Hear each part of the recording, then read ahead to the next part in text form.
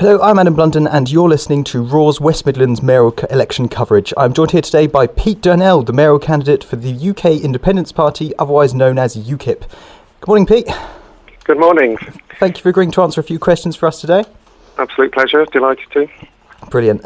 We wanted to get started with kind of the big questions. So if you would cast your mind forward to Friday the 5th of May and you've just been elected as West Midlands Mayor, what is the most important policy you'd hope to implement in your term?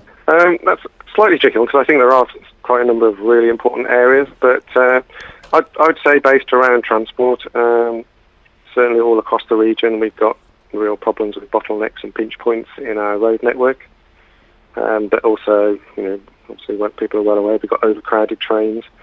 So I think really getting to grips from day one with exactly what's going on now, which I can obviously find out a fair bit and already have, but speaking to the key people, going through the plans, prioritising and getting work on sorting out some of the major issues we have with transport across the region. Brilliant. Would you push for expansion of the Midland Metro? The Midland Metro is a slightly tricky one. It's so expensive. I understand the reasons why people are keen to expand it. If you look at particularly the east side, I think it's actually like £137 million for an extra mile of metro. That's on the east side of Birmingham to connect it to the HS2 terminal, Curzon Street. So I do believe the metro is it's a good thing, but essentially my issue is it is it the top priority? I have a problem with HS2, as you may know. UKIP isn't a fan of HS2. And if you look at the spending plans or the funding that's coming down from government, there's hardly anything for, if you like, the general road network, but there's huge amounts, for HS2 links. So I think, I would like to see some of the priorities changed from purely HS2 links to over to general road and, road and rail improvements across the whole of the region. So you definitely push for more local improvements as opposed to across the country? As opposed to simply links to and from HS2, which is where all the focus is with the spending. It's great that those roads will be improved, or those, metro or rail links, but essentially there's a whole lot of other problems across the region which I think deserve equal priority, if not more. If we move on to talking about the university itself just for a minute, how do you think the new role of the Mayor and the University of Warwick should be involved in the future? And more specifically, what role do you think the university actually plays in the region? It's on the fringes, it's right on the edge of Coventry, but do you think it plays a big role in the future of the West Midlands? I do, yeah. I've obviously done a bit of reading. It's the highest ranking in the Midlands Engine region. Things like training 121 teachers, an income of 530 million. Essentially, I do think it's very important. Just in broad terms, in terms of universities in general, I would really like to get them involved with the combined authority a lot more than they are currently. I think they're a bit sort of in the fringes as far as I can understand it. So more than geographically. Yeah, more than absolutely not just geographically, but in terms of involvement, and we really have a lot of innovation going on in the region, and I think there's a big problem with getting that innovation actually turned into businesses which can then grow and thrive and provide obviously prosperity for the region. So that's one of the areas which I'd like the combined authority to focus on, is actually getting involved with obviously Warwick has got a lot of involvement with high tech and automotive, digital, etc. So those are real big growth areas, the areas for the future, and they're the things that I think we should be focusing on greatly. I understand you were UKIP's candidate for the Police and Crime Commissioner back in 2016? Sure, that's correct, yeah. I actually got 17% of the vote, which I was quite pleased with. Oh, okay. Well, given that you had that campaign, is there anything you'd bring forward to this campaign? The Police and Crime Commissioner is still responsible for crime, as you're aware, so I don't think it's particularly for the Mayor to dictate policy, obviously, in that area. Obviously, yeah, absolutely, we need to work closely with the Police and Crime Commissioner. And so I don't have any particular. I know there's a lot. All across the region, we've got a problem with knife crime rising and violent crime generally. So I'm absolutely, focused on that needs to be addressed. And I would be spending a lot of time with the Police and Crime Commissioner, but I don't think it's really appropriate for me to essentially comment on what he's doing currently, because that would be a partnership rather than me trying to direct him, if you understand me. Yep. And would you have any input on that for the future when the role eventually becomes part of the Mayor's role? Yeah, I think it's quite quite likely that will happen in 2020 when the next election comes around. So, I mean, obviously, experience of the previous 3 years, you'd have a lot more knowledge of exactly where all the key problems lie. But my big issue is, unfortunately, a lot of these things come down to money. Yep. And we've lost 1,500 officers in the West Midlands between 2010 and 2015. And I think that is starting to tell in various ways. And bluntly, until you can get some more officers actually in the cars and on the streets, then it's very hard to tackle some of these crimes. And a lot of crime also these days is sort of, over the internet, fraud, etc. So that's a huge, and that's been underreported or not reported at all until very recently. So that's another area but it all comes down to manpower and money, unfortunately. Yeah. So a big part of the mayor's role is going to be fighting for this region in terms of stopping the future cuts coming along as far as we can. But we've always been at the front of the queue, I think, for cuts. So a big part of the mayor's role is going to be representing the region, putting the case why we need more money and less cuts, essentially. The next question I have is, I admit it might be a bit of a foregone conclusion, but how did you vote in the EU referendum? I think that's slightly a bit of a foregone conclusion. Obviously, I voted to leave. Yeah, I mean, I not just voted to leave, but I obviously campaigned to leave as well. And of course, how do you think the result would impact the West Midlands? Obviously, I wouldn't have campaigned if I hadn't believed that the West Midlands will benefit, the whole country will benefit, but particularly the West Midlands, because we actually manufacture a lot more things. Typically, about twice the percentage of our GDP is dependent, revolves around manufacturing, rather than it's around about 15% as opposed to 8% in a lot of other regions. So we actually make things which we can, obviously digital stuff means we can sell to the world, if you like, but we actually potentially benefit from the increase in opportunities for exporting. So I think there's a huge export market out there, which I believe Brexit will open up for us, and we'll be well placed to take full advantage of that. Moving on to some more general questions, how do you think you could convince students here at the University of Warwick to vote for you? Sure.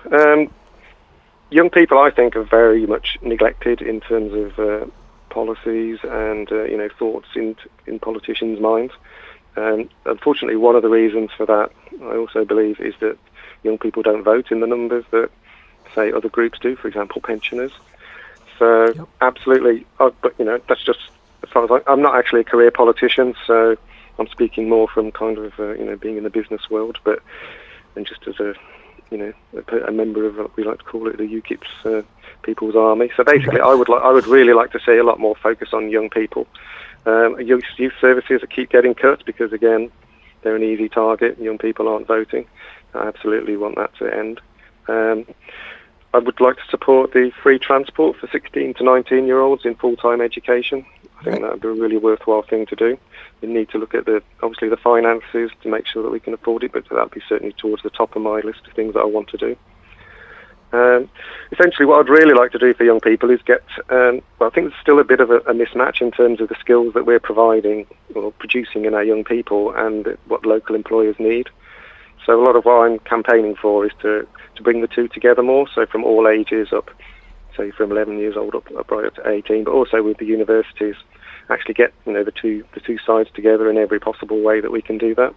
I've got examples of where construction companies have gone into and shown videos to 14-year-olds and talked to them with the benefits of a career in construction, for example. Right. But also in terms of universities, I actually visited Coventry University a couple of days ago, and they're doing a lot of work with local employees, which I know obviously all universities do, but they're structuring their courses in such a way that people can work for a year in employment and then come back and pick up their course, and they have like which you may, I don't know, unfortunately I haven't had a chance to visit Warwick yet, but I really would like to do that. But basically, they can actually have like a modular approach where they can just keep adding modules on and you can develop the standard of your education in that way. So just all kind of things essentially to bring the two sides together and make sure that, we're producing people that the employers, with the skills that the local employers need, and then hopefully a lot more people will stay in the region once they graduate or, get those skills.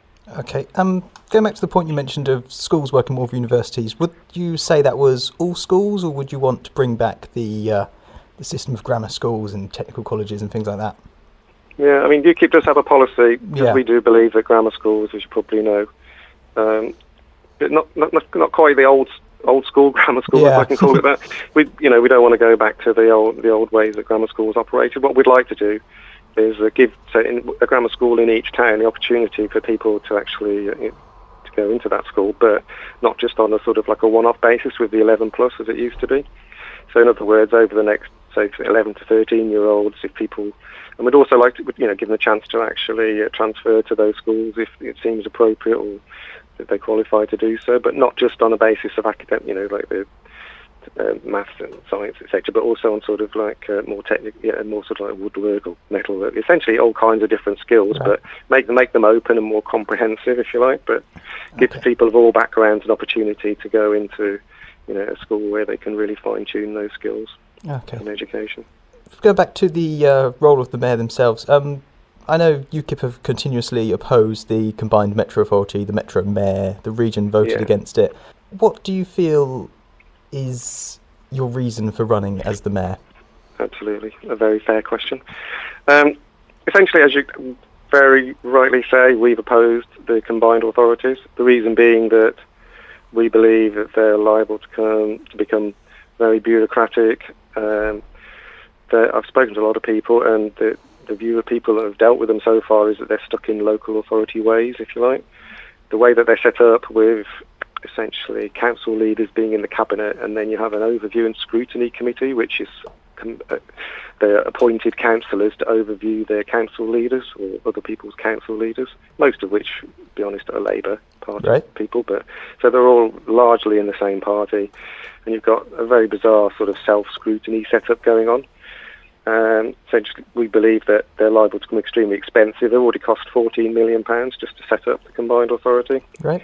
And the running costs are going to vary immensely depending on who I would say gets in as mayor, because some candidates are already talking about, transport commissioners and adding to the payroll in quite significant ways. So the reason I'm standing as mayor is because I want the combined authority to be not a bureaucratic sort of like there's a 14-stage process currently to acquire funding from the combined authority, which I think, let's get that down to 4 or 5. I want it to be light on its feet, not too bureaucratic. It's there. We're not going to sit on the sidelines and say we didn't like it, we didn't want it. We want to make it work, the best it can possibly work. So what I'm saying is, as mayor, I would absolutely want to do that, so that the taxpayers get the best value for their money. I want it to be, as I say, not bureaucratic, light on its feet, adaptable, involving all kinds of different people, not just set in its old sort of ways of local authority kind of thinking. So that's why I'm standing as mayor, because that's the kind of local authority, that's a combined authority that I want to see. Okay. You spoke about cutting the burden on taxpayers and cutting down the payroll. You talk quite well about the mayoral salary. Yeah. And how much you take of that? Yeah. I actually started a bit of a debate off on this, because what I said was, as far as I'm concerned, this is more of a passion or a calling. It's a very unique position. This isn't just like a run-of-the-mill public service position, if you understand me. Yeah. So what I said was I would do it because it would be absolutely my passion, and I would see it as, a privilege to be able to serve the region bluntly. So I would take no more than 30,000, whatever. This was before the salary was announced. Okay. And what I would do then was just basically I'd probably involve the public in deciding which good causes to actually give the rest away to, or to invest the rest in. So but they actually came out with 79,000, as you probably know, as the mayoral salary, which I find quite bizarre. I actually expected it, to be honest with you, to be more like 130, because the police and crime commissioner is actually 100,000 currently, and I would say this is a far bigger and more important role already, and certainly is going to grow to be that. So I think it's quite bizarre that they've chosen 79,000, but it was sort of irrelevant to me, because I'm going to give away anything else anyway. So from a personal point of view, I'm just saying that that's what I believe. I'd be very happy. I could live quite comfortably. I could do the job properly on that salary, and I'm not in it for the money or the pension. I'm basically in it to actually, be hopefully benefit the region and do everything I can for the people that live and work in it. But in terms of the headline figure of 79,000, I think that's quite a curious choice. It's good that you talk about letting the public choose which charity you donated to, as opposed to choosing it yourself. Yeah, I mean, I do have a slight preference personally towards dementia charities because unfortunately my mum passed away with that. But ultimately, no, I'd be very happy for that. So I might make the case for that, but I'd be very happy to let the public decide, as you might say. Yesterday, the employment figures were released. Employment in the West Midlands has fallen. What would you do to combat that? What I would do to combat that is, I believe, well, the figures support the fact that small businesses, small and medium-sized businesses, are the lifeblood of the region. I think in Coventry and Warwick, it's something like 95% of all businesses are actually SMEs. Yeah. So the policies that I would like to pursue would all be based around, encouraging the environment or producing the right environment for small businesses to thrive. Typically speaking to a lot of them, finance is obviously one of the issues that they have, getting finance to be able to grow their business. So I think that's one of the things that the combined authority would be able to help with. They won't. Unfortunately, there's a lot of smoke and mirrors about the money available. There isn't going to be a huge amount of money available, but what they can do is there'll be a variety of lenders which they can, if you like, smooth the path to helping small businesses get the money from those lenders. So that's one of the things that I'd like to do, is actually really focus on small businesses. But there are other things to do with cutting red tape, etc., which, particularly post-Brexit, we might have a lot of opportunities to do. So, but essentially, helping small businesses to thrive in every possible way would be a big focus of mine, because ultimately, if business is thriving, then it produces the wealth to actually pay for public services, and we have a lot of issues with those, unfortunately.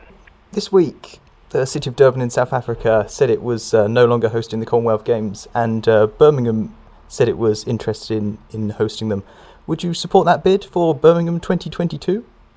Absolutely, yeah. I'll be honest with you, I'm so wrapped up in the campaigning and all sorts of things. I'm not quite keeping up with the current affairs as I normally would do. But yeah, no, absolutely, I'd support that bid. I think that'd be excellent. If we turn back to universities and the funding they receive, the University of Warwick currently receives £13 million annually from the EU. Do you feel that the loss of that funding would affect the university, and would you do anything to mitigate it? Well, obviously, if you lose £30 million of funding, that is going to affect anybody. My argument would be, I suppose you've probably heard many times, that essentially the money that we give to the European Union is then chundered around and given back to us. So I know there's the old issue of we could spend X amount on the NHS, etc., but we need to make sure that when we do leave the EU, essentially that we don't damage our universities in terms of any loss of funding, which did come from the EU, but ultimately, we're a massive net contributor to the EU, so it should really be the case that we'll have more money, not less, and we then choose how to spend it. And I think universities should absolutely be one of the priorities, because they contribute towards enabling wealth in our society, and on that basis they're very important. If we want to talk about UKIP itself, now obviously we've had the result of the referendum. What do you think is the future of your party?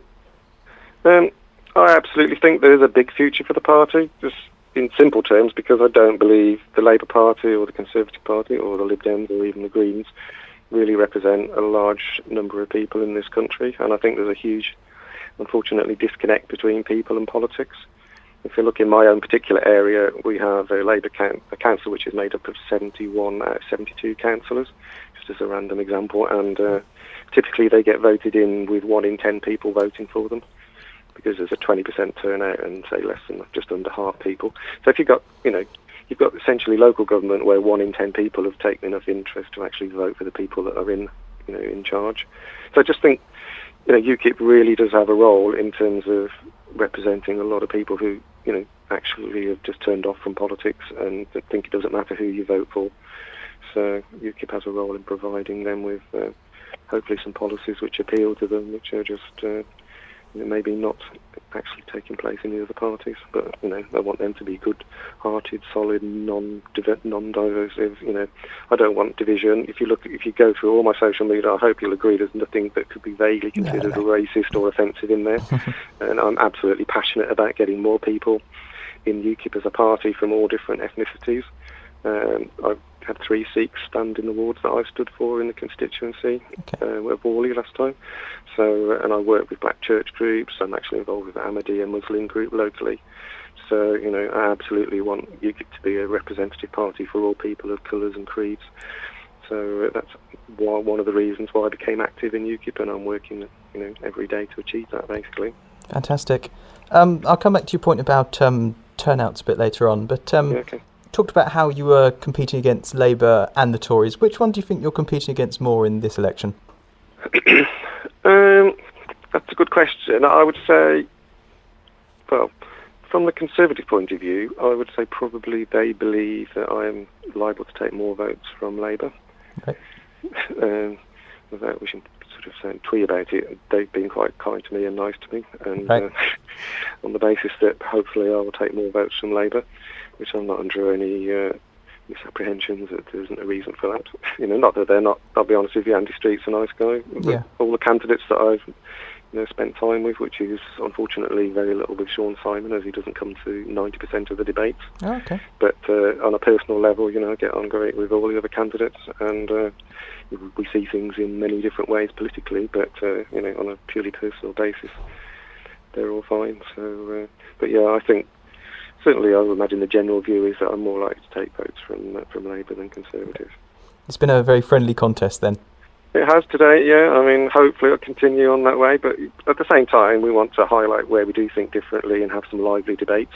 Okay. But, keep it to policies and keep it to, that kind of thing, rather than on a personal basis, because I certainly don't have any issue on a personal basis with any of the candidates that I've spent time with, well, a lot of time with already. Right. So you spoke earlier about turnouts in council elections, and the turnouts for the PCC elections have had very low turnout. They've sometimes been as low as 10%. Yeah, that was when there was a by-election in 2014. And obviously, the issue here is to do with there are no local elections going on at the same time, which was obviously the case in the by-election as well, because unfortunately Bob Jones passed away. Yeah. So the issue is when the police and crime was just on its own with no, let's go and vote in the local elections, let's vote in the police and crime at the same time. So yeah, and obviously there is a big concern over this election coming up because there are no local elections. Mm. Is there any level of turnout you have in mind where you'd say, yes, I've got a mandate from the people, I'm ready to serve? That's a good question. I would say maybe 20% would be a minimum, really. Okay. I do fear that it will be more like 15. Right. Ideally, if we could get it up to sort of 30%, then that would be on a par probably with local election turnout normally. So at that point, you could certainly say you've got a decent mandate, I would say.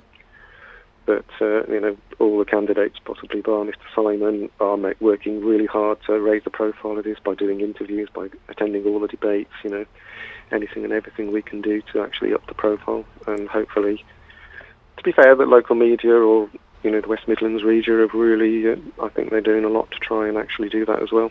Fantastic. And we really hope that on the day, people will come out and vote, because it is important and it is going to shape the future of the West Midlands to a quite considerable degree. So, whether it might be boring in some senses for some people, please take an interest, because ultimately, saying this is your future and the future of the environment that you live and work in at stake. Right. And we're here engaging students at Warwick as well. Yeah, absolutely. And obviously why I'm delighted to do this interview and give my point of view and my perspective on it. Brilliant. Just as we get towards the end, could you take a minute to convince voters to cast their ballot for you come May? I'm absolutely passionate about this region. I'm absolutely committed to. I don't see it as a job, really, more of a calling or almost a way of life for the next 3 years. I will do everything I possibly can to attract as much investment, but also at the same time to stave off some future cuts, which I'm afraid the government has in store for this region. I will involve people of all ages, all lifestyles, all backgrounds, all ethnicities, all colours and creeds.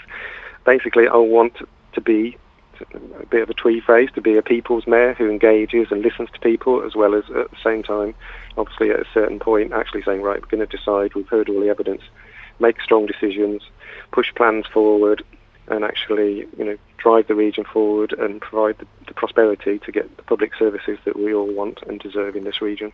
Pete Durnell, the People's Mayor, thank you very much. Pleasure. Thanks very much for your interview.